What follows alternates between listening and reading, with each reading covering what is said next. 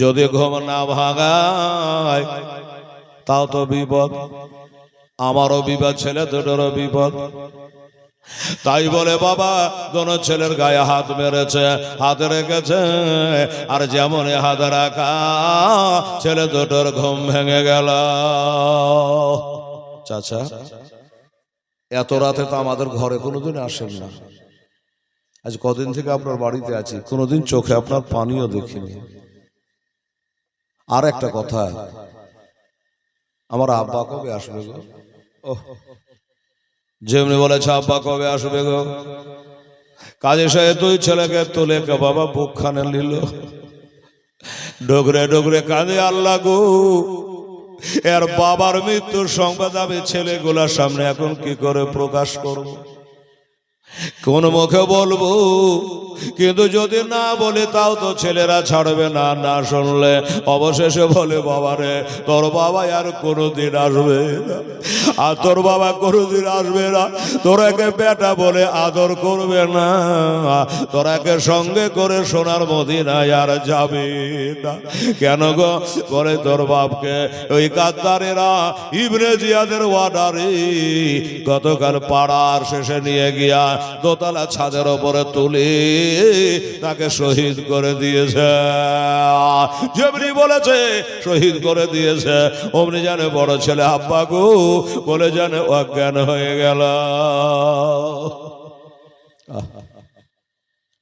ছোটকালে মা হারিয়েছে, আবার আব্বা হারিয়ে গেল। একটু ঠান্ডা পানি ছেটা বলো ক্যান্ডা ভিড়ল, বলে বাবা আর বাবার জন্য কাজে লাভ হবে না। চাচা গো, আমার বাপের কবরটা কোথায় আছে? আমার বাবার মাজার শরীফটা কোথায় আছে? একটু রাতারাতে নিয়ে চলুন না। রব্বির হামহুমা কামা রব্বায়ানি সাগীরা, একটু দোয়া করব, জিয়ারত করব। কাজী সাহেব বললে বাবা তোর বাবার কবর আছে তাই তোকে নিয়ে যাব। আরে কবর তো কবর, ওই গাদ্দারেরা তোর বাপের জানাজার নামাজটা পড়েনি রে বাপ, কবর দেয়নি রে, ছাদ থেকে তুলে চালিয়ে ফেলে দিয়েছে, লাশ গুলা জানে চাকনা চুর হয়ে গেছে রে বাবা, এই জন্য তোর বাপের কবরে নিয়ে যেতে পারলাম না। সুবহানাল্লাহ। কি হবে এবার? বলে বাবা তোদের ঘুম ভাগালাম কেন জানিস? এটা খবর আছে। কি খবর? বলে খবর হলো এটা যে তোর বাবাকে তো শহীদ করেছে, ওই গাদ্দারেরা নাকি তোরাকে ধরবে, তোরাকে শহীদ করবে রে বাবা, এলান হয়ে গেছে। এই কারণে তোদের ঘুম ভাঙাইয়া দিলাম। তাই বাবা শোন, আর তোরাকে বাড়িতে রাখতে পারবো না, আর ঘরে রাখতে পারবো না, এবার তোরাকে মদিনায় চলে যাওয়া লাগবে, মদিনায় চলে যাওয়া লাগবে, তাছাড়া তোরা প্রাণে বাঁচতে পারবি না। চাচা গো তাহলে কি উপায়? মদিনাতে এই পাড়া ওই পাড়া রাস্তাটা একটা দৌড় মেরে পার হয়ে যাব, এত লম্বা রাস্তা কেমন করে যাব গো চাচা? বলে বাবারি আমার যতটুকু জানা, ওই বাবুলিরা কাইন থেকে একটা দল যাবে সোনার মদিনা, ওই দলটার সাথ ধরে তোরা মিলে চলে চলে যা, প্রাণে বেঁচে যাবে। ছেলে দুটো বলে চাচা বাবুলিরা কাইন কোন জীবনে কি করেছি না করে জানি না বেটা, আজকে রাতের বেলায় আমার দিনের নবীর একটা সুন্নাত পালন কর রে বেটা, হতে পারে এই সুন্নাতটা পালন করে তুই বেহেশতে চলে যাবি রে। আব্বা গো কিসের সুন্নাত? এত রাতে কি সুন্নাত? বলছে বাবা শুন, আমার নবী পাক বলেছেন বাড়িতে যখন কোনো মেহমান আসবে, কুটুম সত্তর আসবে, ওই মেহমান যখন বাড়ি যাবে তখন একটু সাথে সাথে 10 কদম আগিয়ে দেওয়া, এটা আমার নবীর সুন্নাত রে বেটা। এই জন্য বলে শোন, আমাদের ঘরে যে নবী বংশের দুটো ছেলে আছে, এই ছেলে দুটোকে ধরার জন্য হাজার মানুষ বেরিয়ে পড়েছে, এলান হয়ে গেছে। তাই বেটা ওই বাবুল ইরাকাইন থেকে একটা দল যাবে মদিনা, এ ছেলে দুটাকে নিয়ে গিয়া ওই দলের সঙ্গ ধরিয়ে দে। সুবহানাল্লাহ। তাহলে প্রাণে বেঁচে যাবে, এরা মদিনায় চলে যাবে। আচ্ছা ঠিক আছে, তাই হবে।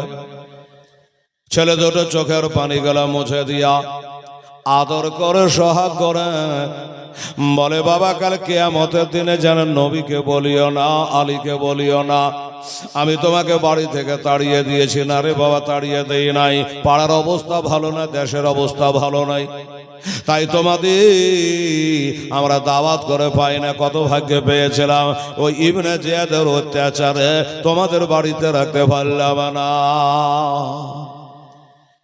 যাও বাবা, তোমরা চিনো না, আমার ছেলে তোমাদের চিনিয়ে দেবে। চলে গেল। এবার চলে যাওয়ার পরে হাতে ঘড়ি থাকা সত্ত্বেও বাবা ট্রেন ফেল হয়, বাস ফেল হয়। ওই জায়গাখানে যাচ্ছে যেখান থেকে একটা দল যাবে মদিনা, তাদের সঙ্গে মিলে চলে যাবে, কথা ছিল এটাই। কেন বাবা গো, যদি গেল যাচ্ছে তো ওইখানে কোনো মানুষজন না, জায়গাটা ফাঁকা পড়ে আছে। আসাদ ভাই গো, তোমার আব্বা জান বললো এখান থেকে একটা দল যাবে মদিনা, কই সে দল একটা তো মানুষজন কেউ নাই, একদম ফাঁকা পড়ে আছে, ব্যাপার কি? বলল, ভাই আমার বাবা একটা তাহাজ্জুদ পড়া লোক, আমার বাবা একটা নেককার লোক, আমার বাবা তোমরাকে ঠগায় নাই। আমার মন বলি ওই দলটা কিছুক্ষণ আগে হয়তো চলে গেছে, আমাদের আসতে একটু দেরি হয়ে গেছে। তাহলে এবার কি করতে হবে? আসাদ বলল, ভাই উপায় হলে একটাই, তোমরা একটু, ওরা হেঁটে হেঁটে যাচ্ছে, তোমরা একটু দৌড়ে দৌড়ে যাও, আর দৌড়ে দৌড়ে গিয়ে দলটার সাথ ধরে নাও। যদি সাথ ধরতে পারো তাহলে তোমরা প্রাণে বেঁচে যাবা আর মদিনায় চলে যাবা। ঠিক আছে আসাদ ভাই, আমাদের ভাগ্যে যা আছে হবে, তুমি বাড়ি চলে যাও, আর আমরা দৌড়ি দেখি ওই দলটার সাথ ধরতে পারে কিনা। কবি বলছে, রাস্তায় রাস্তায় এতে মতো ভাই, রাস্তায় রাস্তায় এতে মতো ভাই, ঘুরে ঘুরে তাকাই রে, কোপার মাঠে কান্দে রে। রাস্তায় রাস্তায় এতে মতো ভাই, ফিরে ফিরে তাকাই রে, কোপার মাঠে হিলে রে। রাত বহাল সকাল হলো, রাত বহাল সকাল হলো, কোফার বাজা দেখতে পাই, আর দুই ভাইতে কথা বলে, হায় আল্লাহ কোথায় যায়, হায় আল্লাহ কোথায় যায়। তাই ধীরে ধীরে তারা নদীর তীরে, ধীরে ধীরে নদীর তীরে একটা গাছের তলাতে লুকায় রে, কোফার মাটি শুধু কান্দে রে। রাস্তায় রাস্তায় এতে দবায় ফিরে ফিরে তাকাই রে, কোফার মাঠে হিলে রে। সারা রাতে রে দৌড়ে দৌড়ে, সারা রাতে দৌড়ে দৌড়ে পা দুটি তাদের ফলে যায়, আর পাহাড়েতে ধাক্কা লেগে তাজা রক্ত ঝরে যায়, তাজা রক্ত ঝরে যায়। তাই ধীরে ধীরে তারা নদে ধীরে ধীরে ধীরে ধীরে ধীরে নদীর তীরে ওই গাছের তলাতে লুকায় রে, কোফার মাটি হিলে রে। আর একটা মেয়ে পানি নিতে আসে ঝরনা রোজ নিকটে। আর অবশেষে দুই লাল দেখে বোঝাইলেন তাহাদে, বোঝাইলেন তাহাদে তোরা তোদের এমন জায়গা নিয়ে যাব বাবা, এমন জায়গা নিয়ে যাব, ভয় নাই কষে থাই রে কোপার মাঠে কান্দে রে। হারেস যখন দই লালকে পেল বাবা, হারে যখন দই লালকে পেল, দেখো তামাচা যে মারিল। অবশেষে ওরা তো কোলে শহীদ দেখো করিল, শহীদ দেখো করিল। তাই ধীরে ধীরে তারা নদের তীরে, ধীরে ধীরে নদের তীরে গাছের তলাতে লোকাই রে কোপার মাঠে শত কান্দে রে। আল্লাহুম্মা সাল্লি আলা সাইয়্যিদিনা মাওলানা মুহাম্মদ ওয়ালা আলে সাইয়্যিদিনা মাওলানা মুহাম্মদ সাল্লাল্লাহু আলাইহি ওয়াসাল্লাম। বাবা তো আসাদ চলে গেল, দুই ভাই দৌড়াতে দৌড়াতে যাচ্ছে। মা বোনেরা গো, 6 বছরের ছেলে যখন পড়ে যায়, 8 বছরের ছেলেটা পিছনে ব্যাক করে এসে গায়ের ধোলা গোলা ঝেড়ে দেয়, ছোট ভাইয়ের হাতটাকে ধরে ছেড়ে তোলে। কখনো গাছের সঙ্গে টাকর লাগে, পাহাড় পর্বতে টাকর লাগে, রক্ত বহে যায়। বলে ভাই গো, বড় ভাই আমাদের জীবনে এত কষ্ট আল্লাহ লেগে রেখেছে, এতই অন্ধকার রাত ছিল মা, রাস্তা যেন কিছু খুঁজে পাওয়া যাচ্ছে না, এতই অন্ধকার, এতই অন্ধকার। ওই অন্ধকারে তুই ভাই বাবা দৌড়ে চলে যাচ্ছে। তবে একটা কথা বলি গো, যদি বাঘে দেখে লাই খাবে না, সাপে দেখলে বাবা ছবল, গা ফুলে গেছে, পা ফুলে গেছে, ভোর হয়ে গেছে। যখন ভোর হয়ে গেল তো দুই ভাই চিন্তা করছে যে আল্লাহ এবার কোথায় যাব, কোন দিকে যাব। সারে তো গা ফুলিয়ে পা ফুলিয়ে দৌড়ে দৌড়ে আসলাম। ছোট ভাই জিজ্ঞাসা করে বড় ভাই, গা ফুলিয়ে পা ফুলিয়ে রক্ত ঝরিয়ে ঘুমকে হারাম করে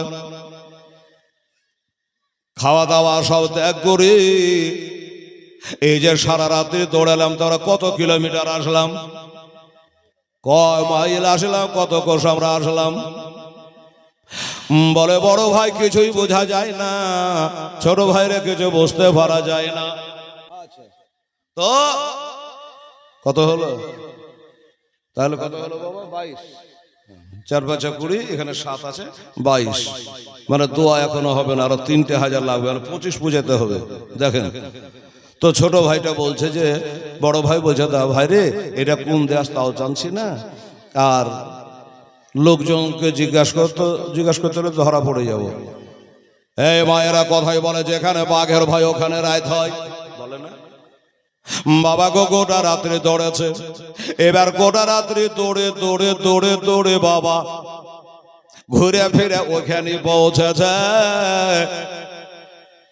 ওই বাপজির মতো একটা লোক আসছে, দেওয়ালে সেটে গেছে। এই লোকটাকে একবার জিজ্ঞাসা করবো কপালে যা আছে হবে। চাচা, ও চাচা, এই দেশের নাম কি গো? আমি যেমন জিজ্ঞাসা করলাম, লোকটা গম্ভীর স্বরে বলে কেন জানো না তোমার দেশটার নাম হলো কোভা শহর। ভালো যে ধরে এলেনি কোভা শহর। আর যখন বলেছে কোভা শহর, ছোট ভাই বড় ভাইকে চাপড়ে ধরে লেছে, হাই রে হাই কবা, সারা রাত্রি দৌড়ালাম, এত কষ্ট করে গা ভুলালাম পা ভুলালাম, এখনো ভয়ের জায়গা খান পার হতে পারিনি, কি করবে এবার? আহা হা। তো দুই ভাই রাস্তার ধারে বসে বসে কাঁদছে, মা নাই বাপ নাই, একটা মারপেটের বহিন আছে, তাও চাচা হোসেনের কাছে আছে। এর নানান চিন্তায় গ্রেপ্তার হয়ে দুই ভাই কাঁদছে বাবা রাস্তার পাশে বসে একটা দেওয়ালের ধারে। বলছে রাস্তার ধারে এতে বাঁচা রাস্তার ধারে এতে বাঁচা কেন বসে কান্দে রে আরশের পায়া হিলে রে। বাবা 3 লাইনে গজল 3,000 টাকা দিয়ে দেন, 25 হয়ে যায়, একটা দোয়া করে দিই, আমি 30-এ যাব না। বলছে রাস্তার ধারে এতে বাঁচা কেন বসে আজ কান্দিয়া যায়, খোদা তাআলা ডেকে তাবাও ফেরেশতাদের তাই তো কয়, ফেরেশতাদের তাই তো কয় তোমরা তাড়াতাড়ি আরে তাড়াতাড়ি করে তোমরা তাড়াতাড়ি করে তোমরা নাও না কোলে তুলে রে আরশের পায়া হিলে রে। রাস্তার ধারে এতে বাঁচা কেন বসে কান্দে রে আরশের পায়া হিলে রে। হবে না এই বাবা, 3,000 হবে না? একজনাই হোক, 3 জনাতে হোক, দেন রে বাবা তাড়াতাড়ি করে। আমার মা বোনেরা এখন হাজে বিবি ডাক্তারনি মাস্টারনি মোড়ননি সর্দারনি কেউ যদি পারে 1,000 টাকা দিয়ে তোমা ছেলে গেলার দুঃখের বয়ান। আর এখানে তাহলে 25,000 টাকা হয়ে যাবে, একটা দোয়া করে দিতাম। হায় হায় রাত বহাল দিন ভরাল, রাত বহাল দিন ভরাল আর তো সময় আরে নাই গো পিতা নাই গো মাতা, আজ কোথায় গেলে মোরা শান্তি পাই, কোথায় গেলে মোরা শান্তি পাই। আরে থাকত যদি পিতা মাতা, থাকত যদি পিতা মাতা, দুঃখ যেতাম সব ভুলে আরশের পায়া হিলে রে। রাস্তার ধারে এতে বাঁচা কেন বসে কান্দে রে আরশের পায়া হিলে রে।